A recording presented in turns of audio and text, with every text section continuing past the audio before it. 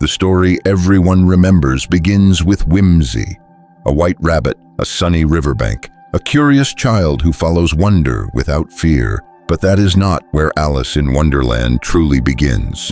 It begins with dislocation, with a young mind slipping not into fantasy, but out of a world that has stopped making sense. Victorian England loved order.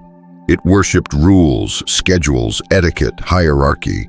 Children were trained early to sit still, speak properly, and suppress imagination unless invited. Alice does not belong in that world. From the very first page, she is restless, bored, detached, unstimulated by the lessons meant to shape her. And boredom, in psychological history, is rarely innocent. It is often the first symptom of alienation. When Alice follows the white rabbit, she is not chasing curiosity.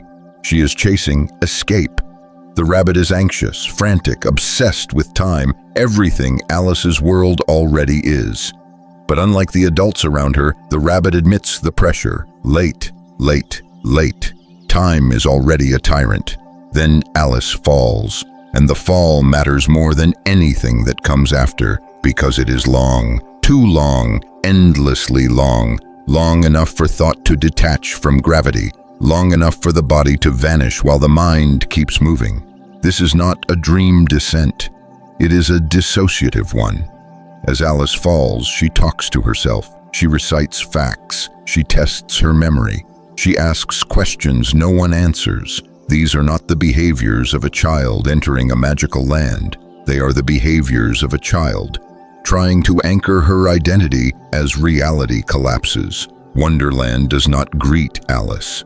It absorbs her, and immediately the rules break. Size has no consistency. Language loses precision. Authority contradicts itself. Nothing behaves the way it should. But here is the detail most people miss. Alice never reacts with fear. She reacts with confusion mixed with politeness. She apologizes when insulted. She doubts herself when attacked. She assumes she must be wrong when logic fails. This is not bravery. This is conditioning. Wonderland does not challenge Alice's logic. It gaslights it. Every creature she meets speaks with confidence while saying nothing coherent. Every authority figure issues commands without explanation. Every question is treated as foolish. Sound familiar? The caterpillar asks, "Who are you?" Not "how are you?" Not "why are you here?" Who are you? And Alice cannot answer, because Wonderland has already begun dismantling her sense of self. She changes size constantly. Too big, too small, never correct. This is not fantasy symbolism. It is identity instability. A child unsure of her place in a world that keeps telling her she doesn't fit. Even the language betrays her. Words twist, meanings invert, definitions shift without warning. Alice tries to be precise and is punished for it. She tries to be polite and is mocked. She tries to follow rules and discovers there are none, only expectations. Wonderland is not a land of freedom. It is a land of arbitrary power. And Alice is learning something dangerous very early. That logic does not protect you, that obedience does not save you, that authority does not explain itself. It simply exists. This is why Wonderland feels unsettling beneath the color. It is not chaos. It is institutional absurdity. A world where the rules are unknowable, yet violations are punished. A world where adults speak nonsense with confidence, and children are expected to adapt. And Alice adapts. That is the most disturbing part. She does not rebel. She internalizes. She keeps going, keeps listening, keeps shrinking herself to fit spaces she was never meant to occupy. By the end of her first encounters, Alice has learned the first dark lesson of Wonderland, that survival requires flexibility of self. And once identity becomes flexible, it becomes exploitable. This is not a children's fairy tale. It is the psychological map of a child navigating a world built without her in mind. And Wonderland is only beginning, because deeper inside, the logic grows crueler, the power more explicit, and the consequences far more permanent. By the time Alice realizes Wonderland is unstable, it is already too late. Because instability here is not a flaw, it is a feature. In the real world, madness is something society claims to fear. In Wonderland, madness is what grants status, and no figure embodies this more perfectly than the Cheshire Cat.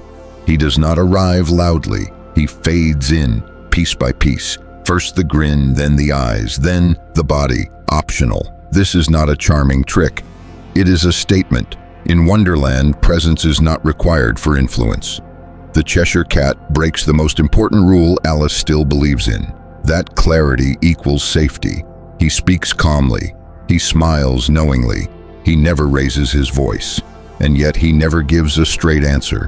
When Alice asks which path to take, he responds with a question. Where do you want to go? She doesn't know, and that uncertainty seals her fate. Because in Wonderland, if you don't define your destination, someone else will. The cat tells her everyone is mad, not as a warning, as a reassurance. Madness here is not chaos, it is belonging. This is the second lesson Wonderland teaches Alice. If everyone is irrational, then rationality becomes isolation, and isolation is dangerous. So Alice begins to compromise her expectations. She stops expecting sense, stops expecting fairness, stops expecting explanations. She learns to nod politely at nonsense, to smile at contradictions, to accept cruelty delivered with charm. The Cheshire Cat never commands. He suggests, never threatens. He implies, never lies. He reframes. This is how power matures, not through force, but through making resistance feel pointless. Every encounter after the cat becomes more aggressive, more humiliating, more arbitrary, and yet Alice keeps moving forward. Why? Because the cat has already removed her belief that a correct path exists. When madness becomes universal, compliance becomes survival. The Mad Hatter's Tea Party is not random absurdity. It is ritualized dysfunction. Time is frozen. Conversations loop. No one listens. And when Alice attempts logic, she is punished socially, laughed at, interrupted, dismissed. This is not silliness. This is indoctrination. The Hatter, the Hare, and the Dormouse perform chaos so confidently that Alice begins to question herself instead of them. That is the danger. In Wonderland, madness is not disorientation. It is authority without accountability. Those who make the least sense are challenged the least. Those who question are labeled difficult. And the Cheshire Cat watches it all, smiling, never intervening, never helping, only observing. Why? Because his role is not guidance, it is normalization. He exists to make Alice comfortable with instability, to convince her that confusion is not a problem, but a personality trait. By the time Alice reaches the Queen's domain, she no longer asks if things should make sense. She only asks how to avoid punishment. This is how Wonderland escalates, not by terrifying Alice, but by exhausting her. The most dangerous systems are not the loudest. They are the ones that convince you chaos is inevitable, that resistance is childish, that authority does not owe coherence. And Alice, step by step, is learning to survive in a world where logic is treated as rebellion. The Cheshire Cat's grin lingers long after he disappears, because it represents the most unsettling truth so far. That madness, when rewarded, becomes culture, and culture, when unquestioned, becomes law. Alice is no longer just lost. She is being reprogrammed, and ahead of her waits a ruler who does not smile at all. The Queen does not arrive suddenly. She is announced by fear. Before Alice ever sees her, Alice hears about her. Whispers of punishment, stories of executions, warnings delivered casually, almost cheerfully. In Wonderland, violence is not shocking. It is routine. The Queen of Hearts does not rule through strategy or wisdom. She rules through performance. "Off with their heads" is not a sentence meant to be carried out. It is a spectacle meant to be repeated. Most of the executions never happen. That detail is crucial. Because the queen's power does not depend on killing. It depends on keeping everyone ready to die. This is the third lesson Wonderland teaches Alice.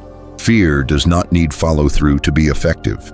The queen is chaos wearing a crown. Rules change mid-sentence. Judgments precede evidence. Punishment is announced before guilt is defined. Yet the court continues to function. Because everyone has learned the choreography, they bow at the right time, laugh on cue, accuse others quickly. Survival here is not innocence. It is participation. When Alice enters the queen's domain, something has changed in her. Earlier, she questioned nonsense. Now, she negotiates danger. She chooses words carefully. She flatters power instinctively.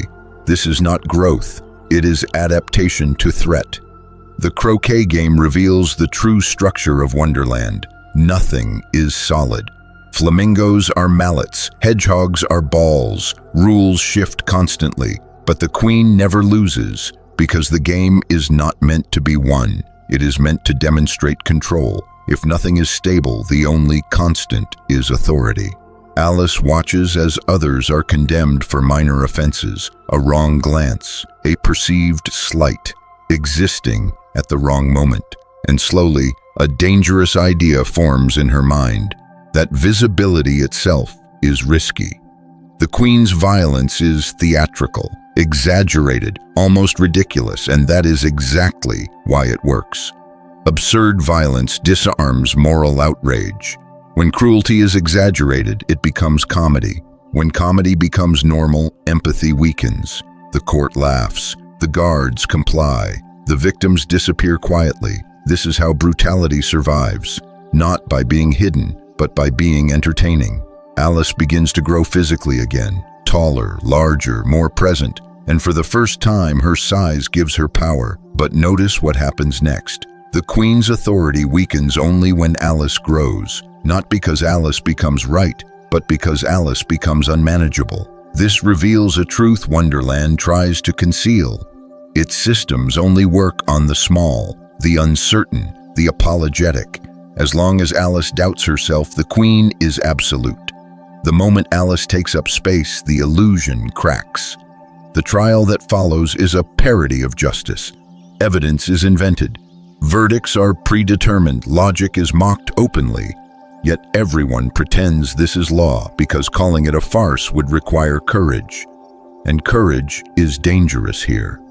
Alice finally speaks up, not eloquently, not strategically, but honestly. And that honesty destabilizes everything, because Wonderland is not built to withstand sincerity. The queen screams louder, the court dissolves, the rules collapse entirely, and in that collapse, Alice wakes up. Or so the story claims. But here is the darker truth. Alice does not wake because Wonderland ends. She wakes because she outgrows it. Wonderland did not fail. It simply lost control, and that distinction matters, because systems like Wonderland do not disappear. They wait for smaller minds, quieter voices, children who still believe obedience equals safety. Alice escapes not because she is brave, but because she changes, and the cost of that change is something the story has not yet revealed, because Wonderland leaves marks, and Alice is not done carrying them. The moment Alice calls them nothing but a pack of cards, everything ends, or at least that's how the story wants you to remember it. But illusions do not collapse because someone names them. They collapse because belief finally runs out. By the time Alice speaks those words, she has already stopped obeying. That is the real rupture. Wonderland survives on compliance, not logic, not magic, not even fear alone. It survives because its inhabitants accept nonsense as law. When Alice grows large, she does not simply grow in size. She grows in authority over herself. And that is the one thing Wonderland cannot tolerate. The cards fall because they were never powerful. They were numerous. That difference matters. Throughout Wonderland, authority is fragmented. The queen shouts but never governs. The king signs decrees but never leads. The court speaks endlessly but never decides. Power exists only as noise. As long as Alice tries to make sense of it, she is trapped. The moment she stops trying to belong to the system, it loses coherence. This is the hidden truth of the final confrontation. The Queen does not lose because Alice is stronger. She loses because Alice refuses to play along.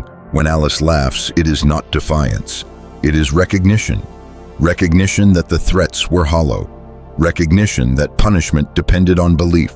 Recognition that rules without consent are fragile. The cards attack her in a swarm, not as soldiers, but as panic. They rush because systems built on illusion cannot afford pause. The moment people stop believing, collapse must be immediate.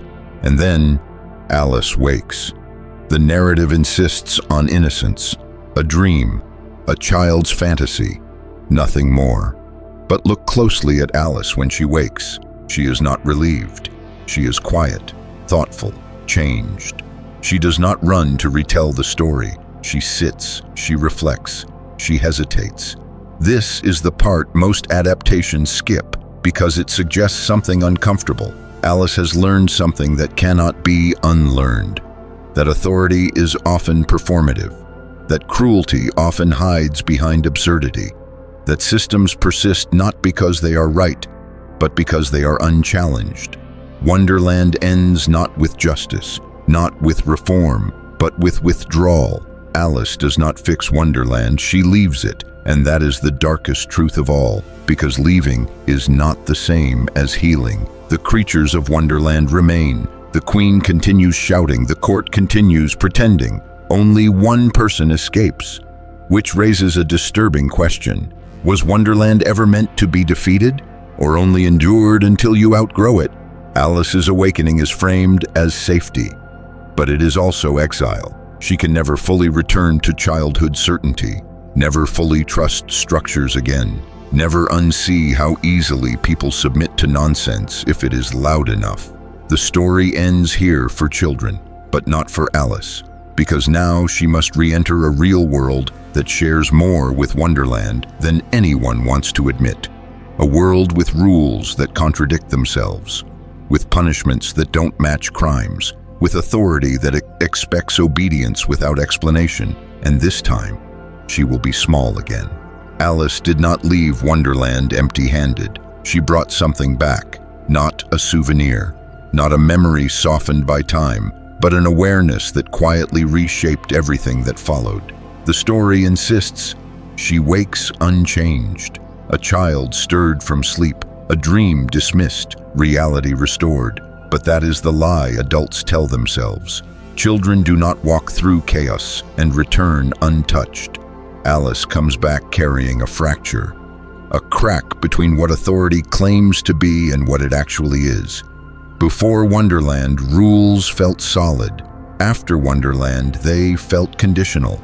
She had seen laws invented mid-sentence, punishments declared before crimes, judges who shouted verdicts louder than truth. And most disturbingly, she had seen how easily everyone accepted it. This is the real consequence of Wonderland. Alice learns that order is often theater. Back in the real world, no one shouts off with their heads. They whisper expectations, they smile while correcting. They reward obedience and call it kindness.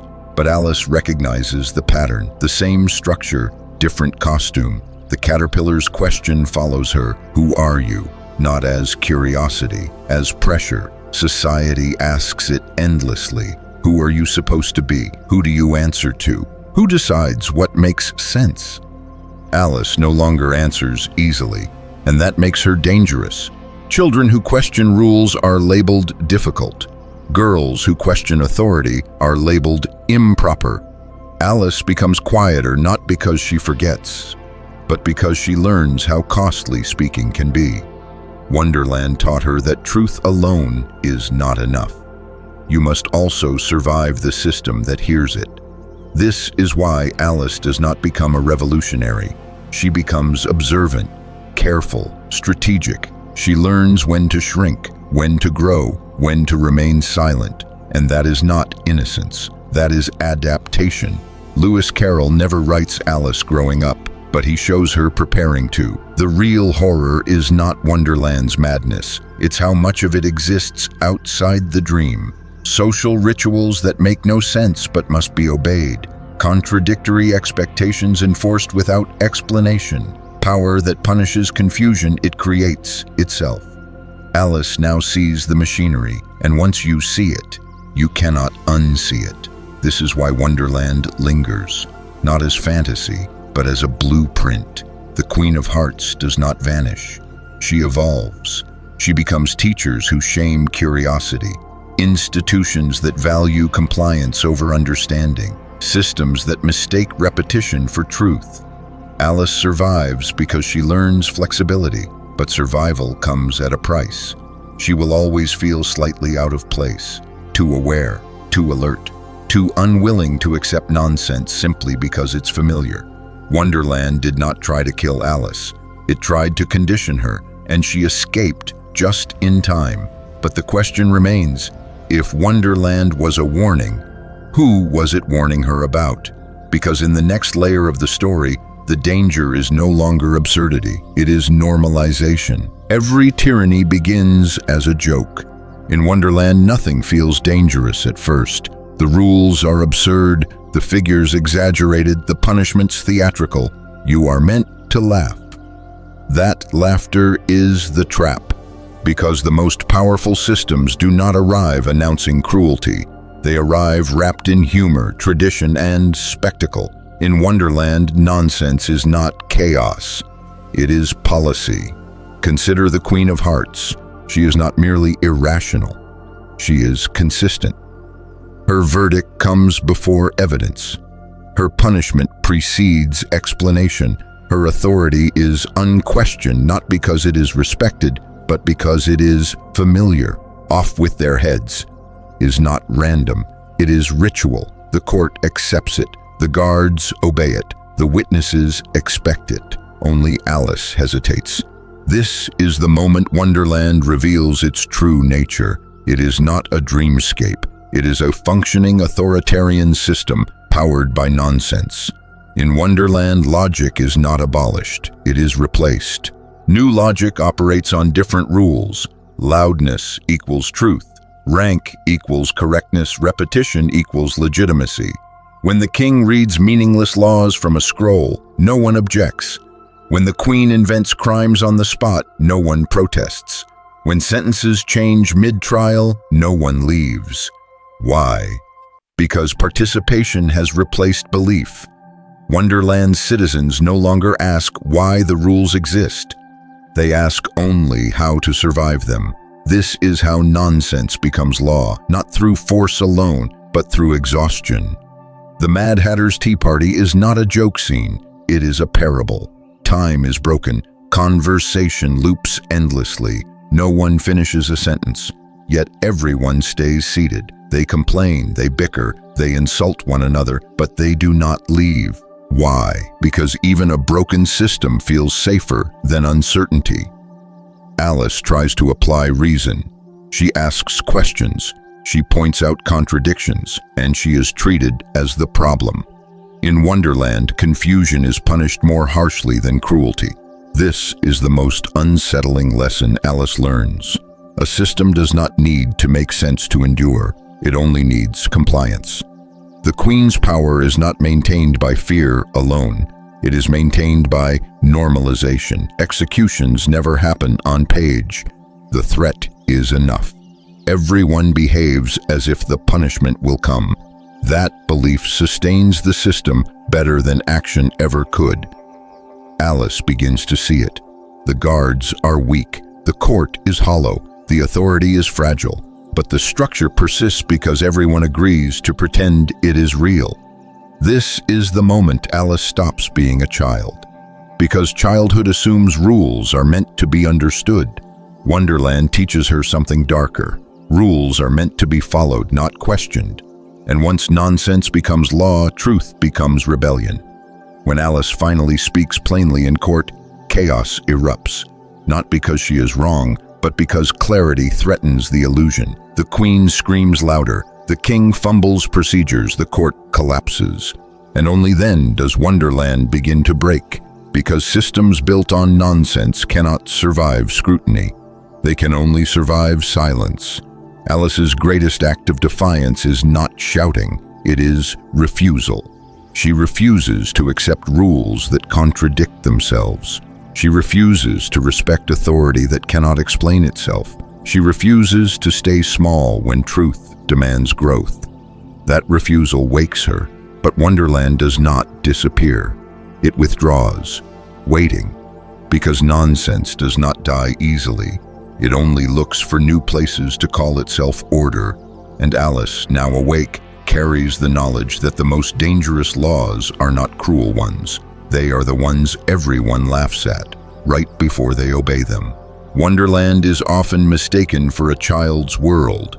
Bright colors, talking animals, playful absurdity.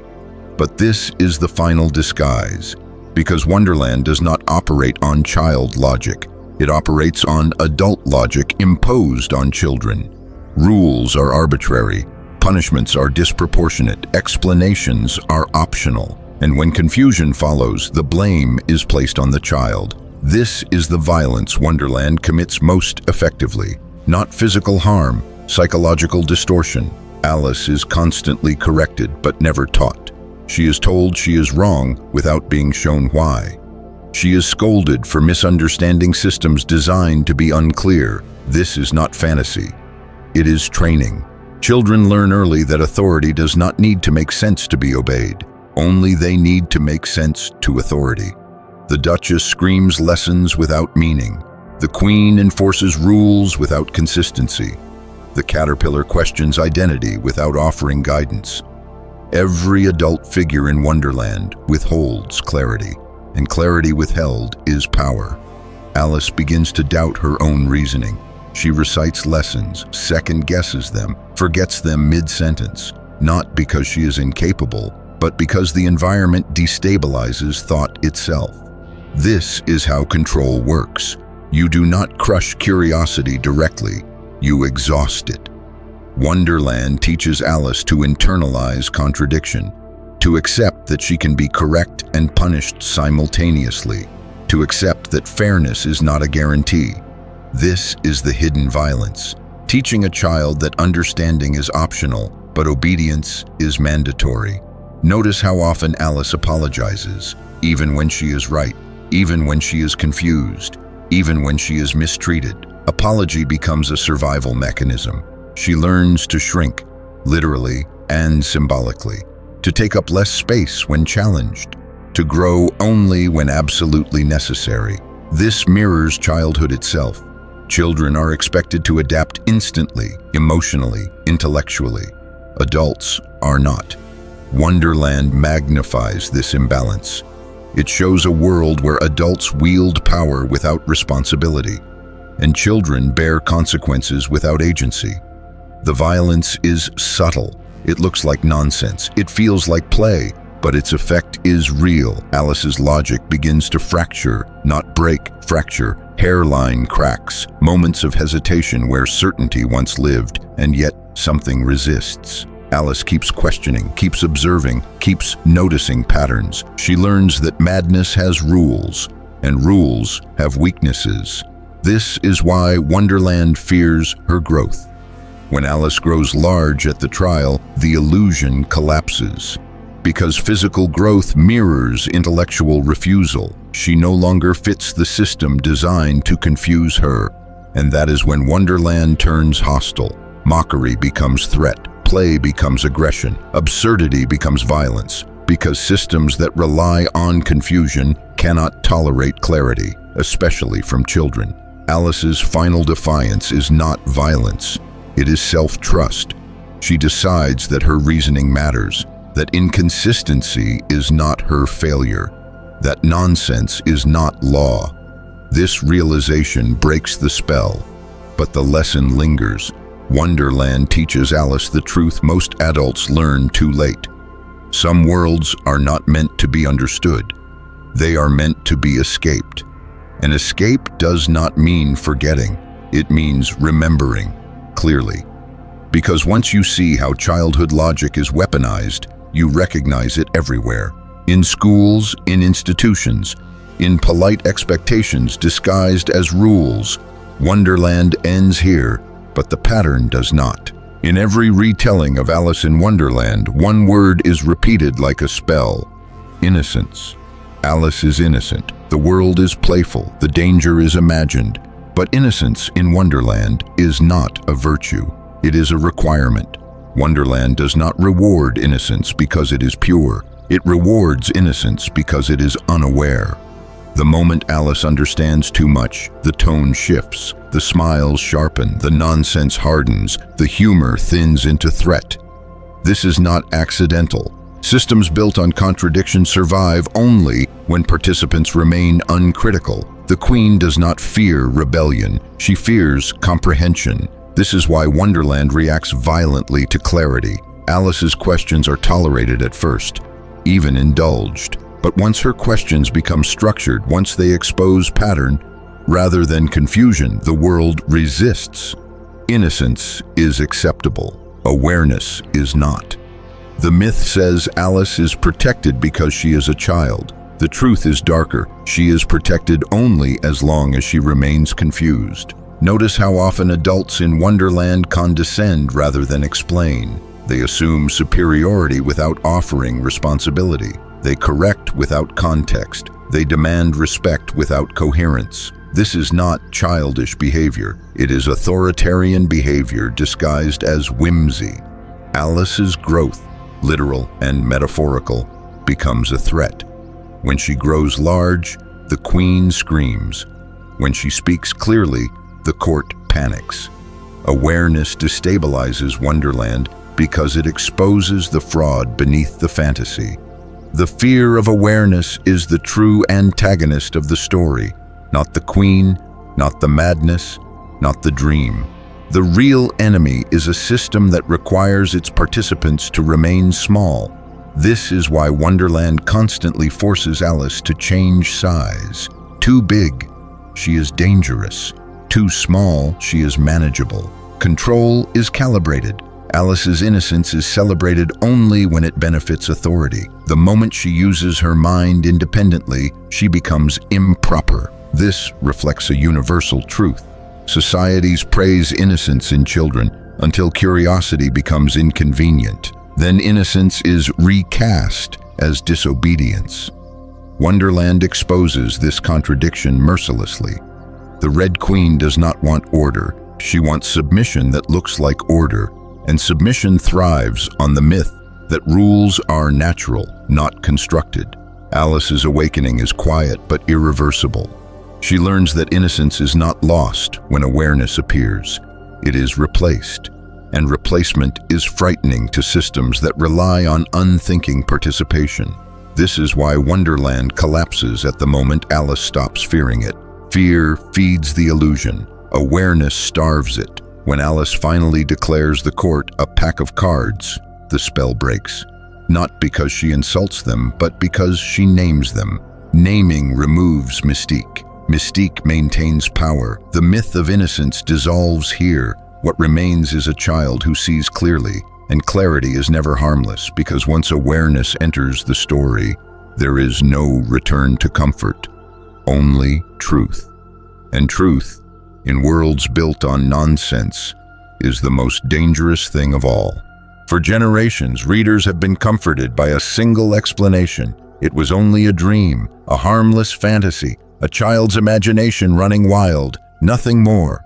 But this explanation exists for one reason only: to make the story safe. Because if Wonderland is just a dream, then its rules don't matter. Its violence doesn't matter. Its power structures don't matter. And most importantly, its warnings don't apply to us. Yet Lewis Carroll never treats the dream as meaningless. He treats it as revealing. Dreams in this story are not escapes from reality. They are exposures of it.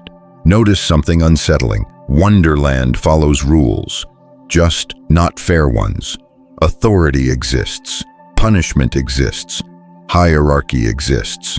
What's missing is logic, and that absence is intentional, because logic is what makes power accountable. In Wonderland, authority does not need justification. It simply is. That is not fantasy. That is familiarity.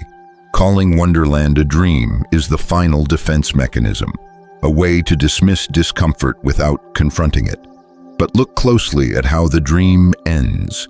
Alice doesn't wake up confused. She wakes up certain. She knows what she saw. She knows what it meant. Dreams that leave certainty behind are not random. They are instructional. Wonderland operates like a simulation, a compressed world where absurdity reveals truth faster than realism ever could.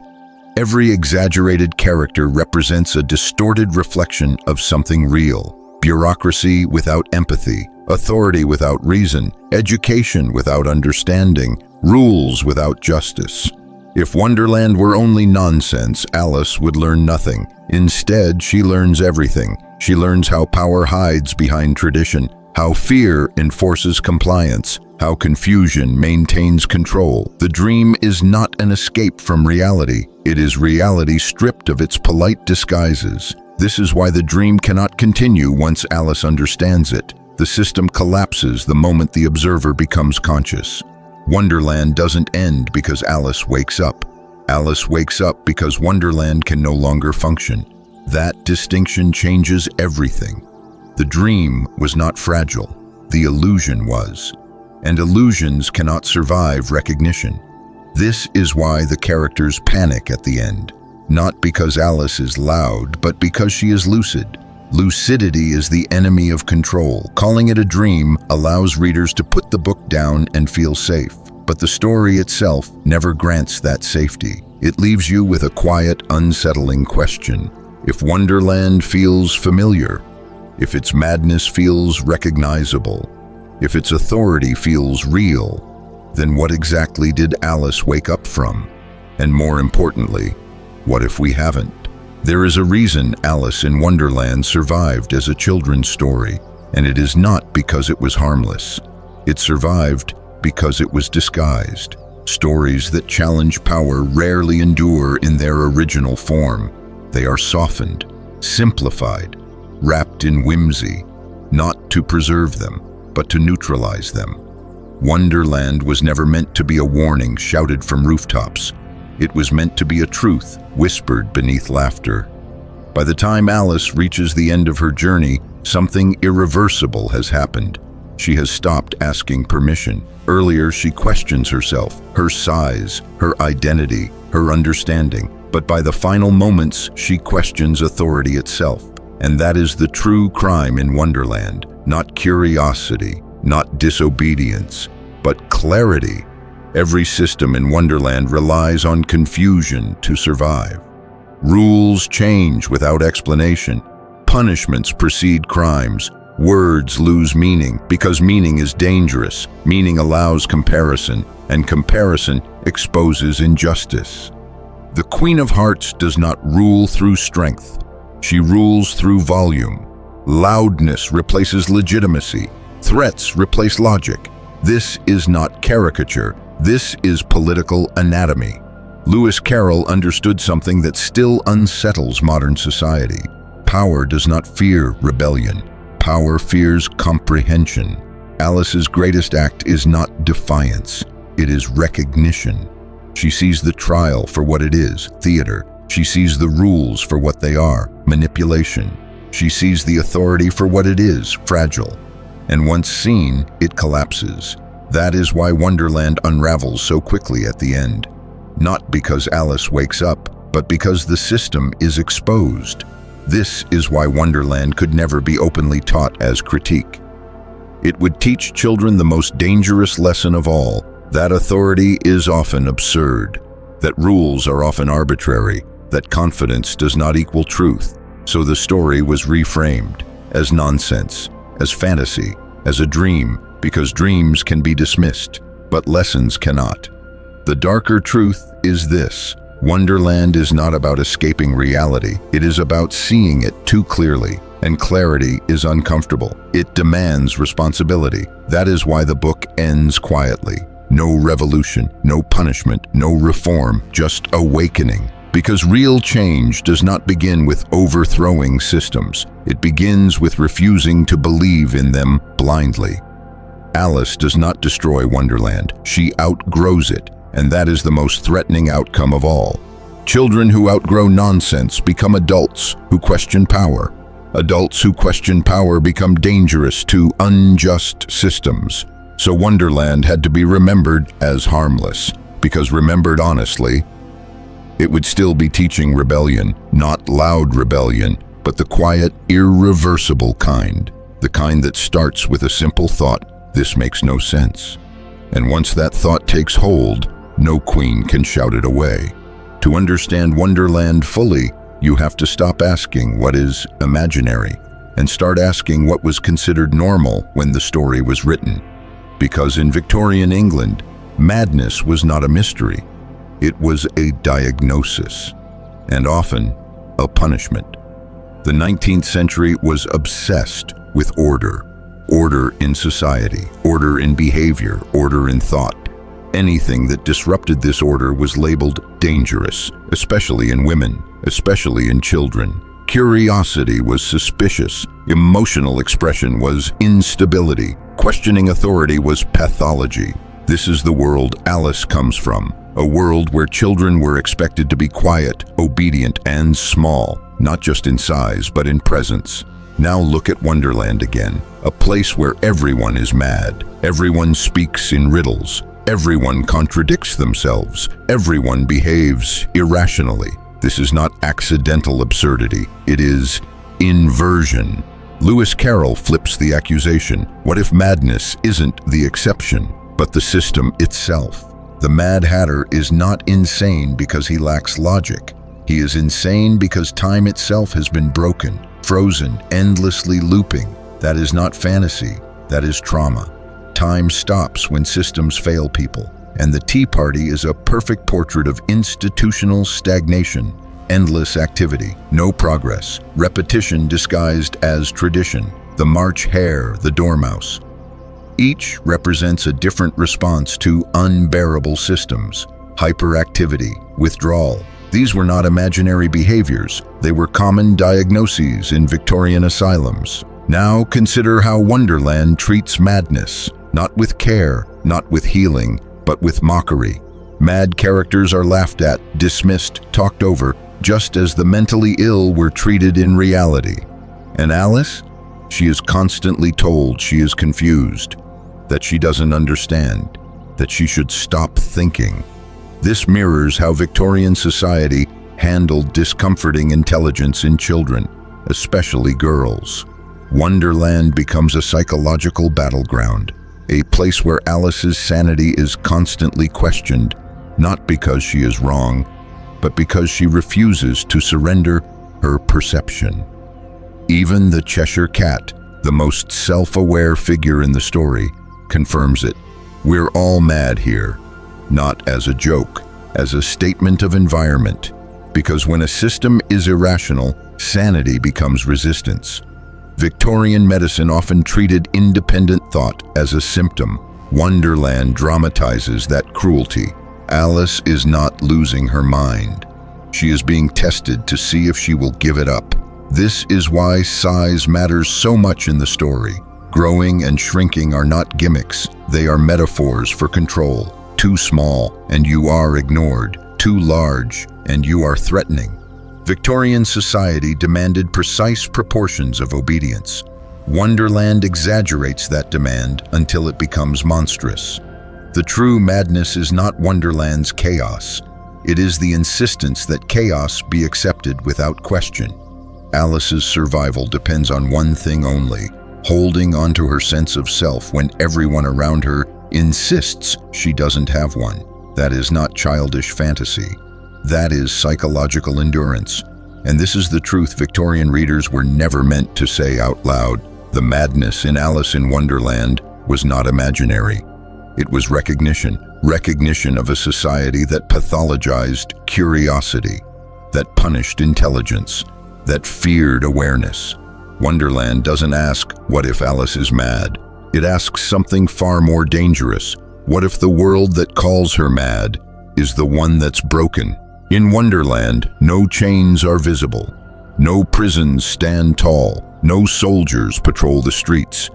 and yet everyone is trapped. The weapon is not force, it is language. Lewis Carroll understood something chillingly precise. Control does not begin with violence. It begins with definitions. In Wonderland, words do not describe reality, they create it. And whoever controls meaning controls power. Listen carefully to how characters speak. Sentences loop. Questions go unanswered. Answers contradict themselves. This is not playful nonsense, it is destabilization.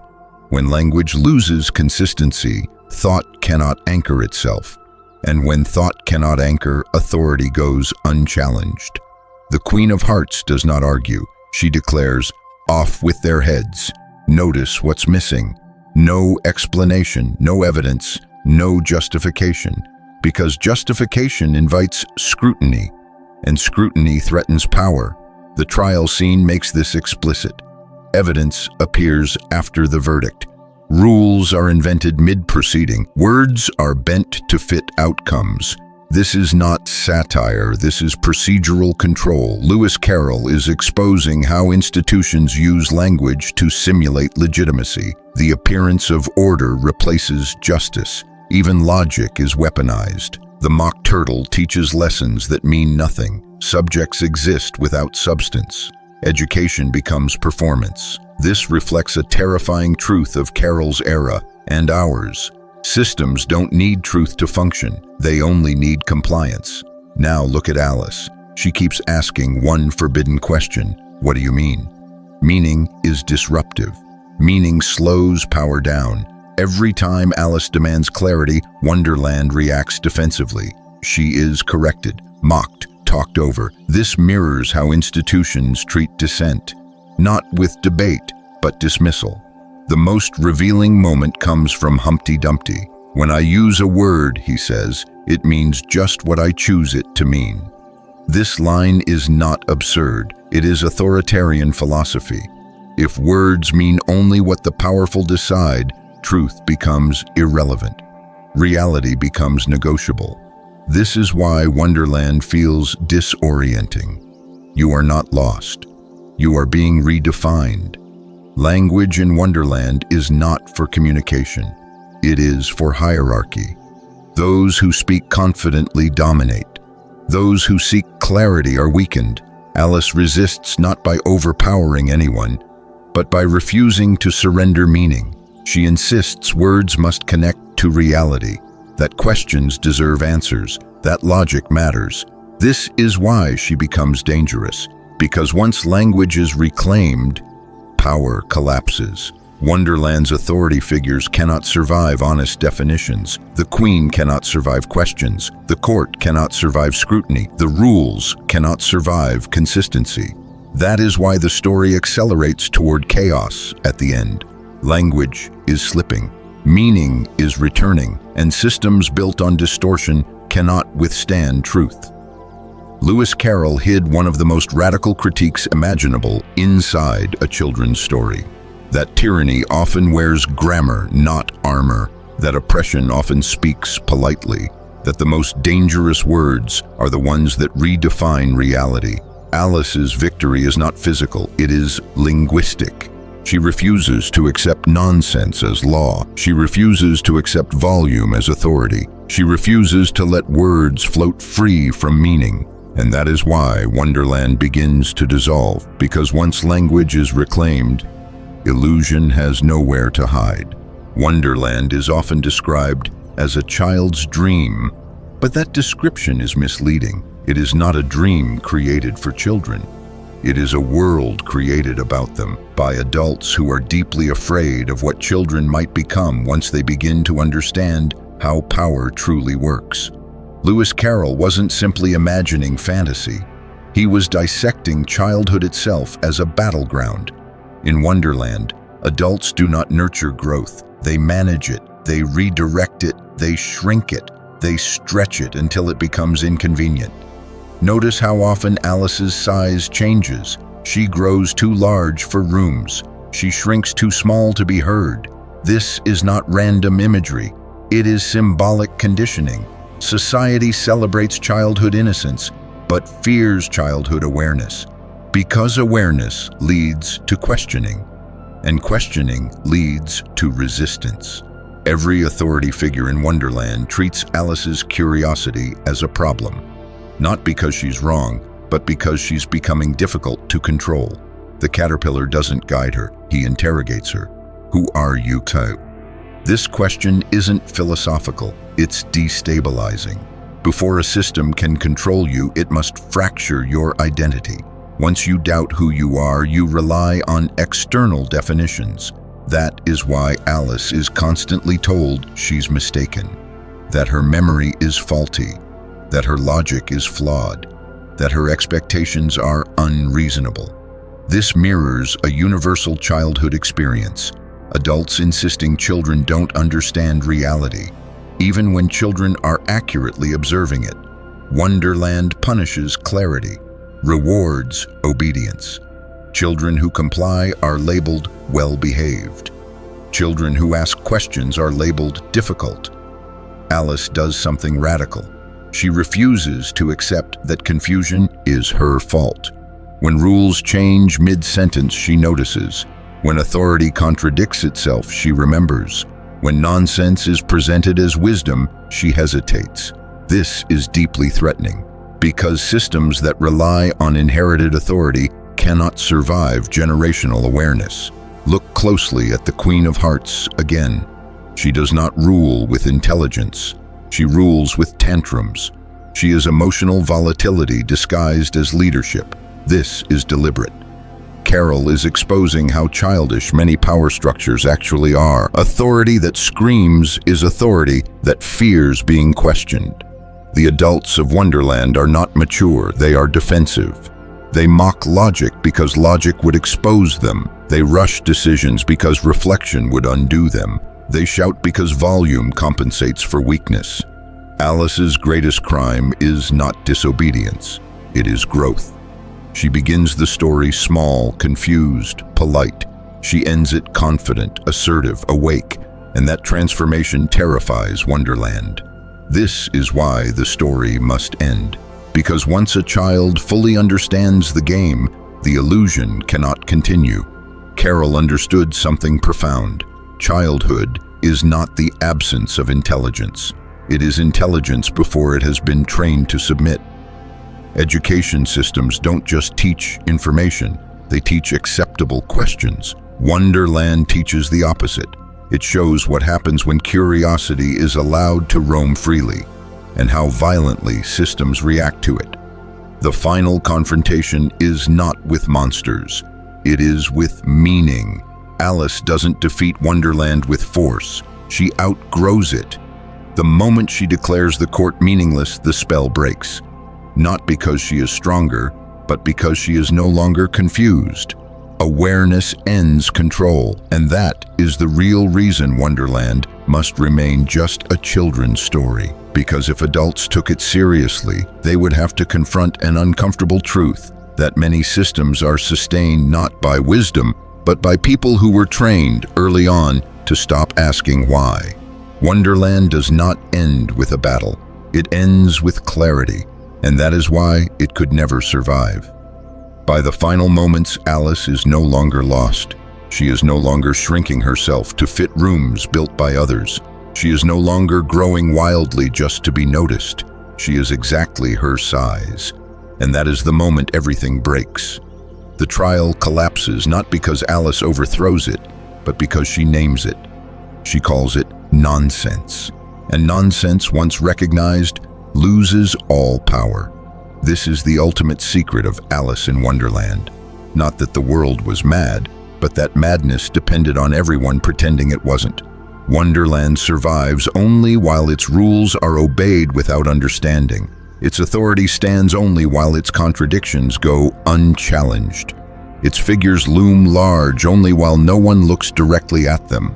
The queen screams, the court panics, the cards scatter, because systems built on confusion cannot withstand awareness. Alice does not wake up because it was a dream. She wakes up because the illusion no longer works. That distinction matters. Lewis Carroll was not writing an escape fantasy. He was documenting a psychological threshold. The moment a mind realizes, I don't have to accept this. That moment ends childhood as society defines it. Not innocence, but obedience. Wonderland represents every system that relies on inherited authority, every rule that cannot explain itself, every punishment that precedes understanding, every leader who confuses volume with legitimacy. Alice represents the mind that outgrows it. This is why the story had to be softened over time, why its sharp edges were dulled, why its terror was repackaged as whimsy, why its critique was hidden behind tea parties and talking animals.